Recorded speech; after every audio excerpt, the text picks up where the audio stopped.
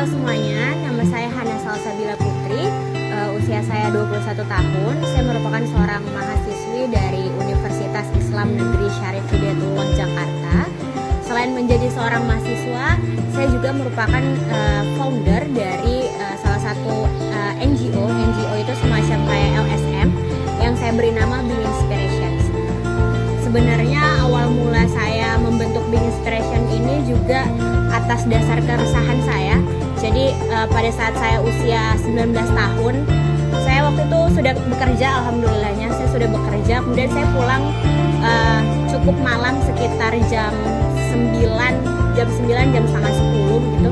Saya ngelihat pemulung, ibu dan anak pemulung gitu di jalan. Jadi anaknya ngeluh, ibu saya lapar gitu. Terus kemudian ibunya nggak mau menuruti anaknya digebuk di tengah jalan gitu, dan itu membuat hati saya sedih gitu.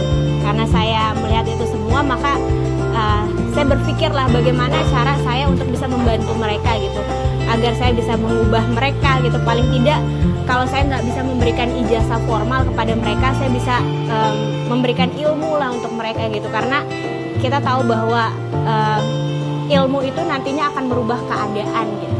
Maka terbentuklah Being Inspiration, sebuah dedikasi nyata saya untuk Indonesia.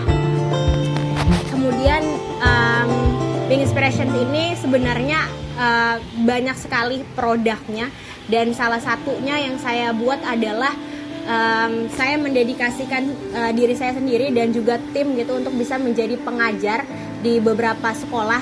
Contohnya adalah sekolah anak pemulung. Jadi kami mendedikasikan diri kami untuk bisa menjadi pengajar di Saung Ilmu. Saung Ilmu ini adalah sekolah anak pemulung yang berlokasi di Pasar Minggu, Jakarta Selatan. Nah, kemudian di Saung Ilmu ini kita tahu ya, namanya sekolah non formal gitu, dan kemudian anak-anaknya juga bukan berlatar belakang dari anak-anak yang bagus gitu. Dalam artian tidak mendapatkan privilege gitu kalau anak seperti itu kan. Nah, kemudian banyak sekali sebenarnya kendala yang saya temui di dalam proses belajar mengajar itu, kayak karakter anaknya yang memang kurang. Terus kemudian dari segi media pembelajaran, fasilitas pembelajaran, kemudian lokasinya yang memang sulit dijangkau. Tapi kendala itu semua tidak menyurutkan niat saya gitu untuk berhenti sampai situ aja gitu. Jadi saya pun mencari solusinya, menemukan solusinya gitu. Saya menemukan solusinya, jadi saya mengenali karakter anak tersebut di sekolah tersebut gitu dengan sabar gitu ya. Kita tahu ya bahwa kalau menjadi guru itu ya syarat utamanya kita harus sabar gitu. Kalau kita nggak sabar ya kita nggak bisa gitu jadi guru gitu. Apalagi guru di sekolah anak pemulung gitu, yang memang kita sukarela ya, kita nggak dibayar sama sekali gitu. Dan inilah dedikasi nyata saya gitu. Kemudian kita juga sering banget kunjungan ke panti asuhan, ke yayasan yatim piatu dan duafa gitu. Kenapa sih kita senang banget kunjungan? Karena dari kunjungan itu kita mau lihat anak-anak yang memang di bawah kita gitu. Jadi itu meningkatkan rasa syukur kita.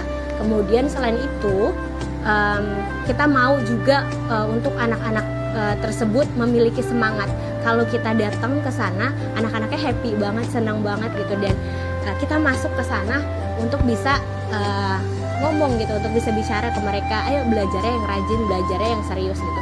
Apapun latar belakang kamu, nggak menjadi penghalang, bukan menjadi penghalang kamu untuk bisa meraih kesuksesan, untuk bisa meraih cita-cita kamu. Kita bebas bermimpi gitu. Siapapun kita berhak bermimpi, punya banyak mimpi, itu gak sama sekali dilarang gitu. Jadi itu yang mau saya tanamkan ke anak-anak tersebut gitu. Alasan saya membentuk Being Inspiration, dari saya yang masih umur 19 tahun waktu itu, saya sudah mendirikan sebuah LSM dengan nekat aja sih, dengan kemauan saya gitu, dengan niat baik saya. Dan saya yakin kalau kita niatnya dari awal benar, niatnya dari awal baik, pasti Tuhan bakalan bantu kita gitu, gak ada yang gak mungkin. Dan nyata terbukti Being Inspirations masih ada sampai hari ini dan masih akan terus berdampak. Saya ucapkan terima kasih untuk semua tim saya, tim dari Being Inspiration.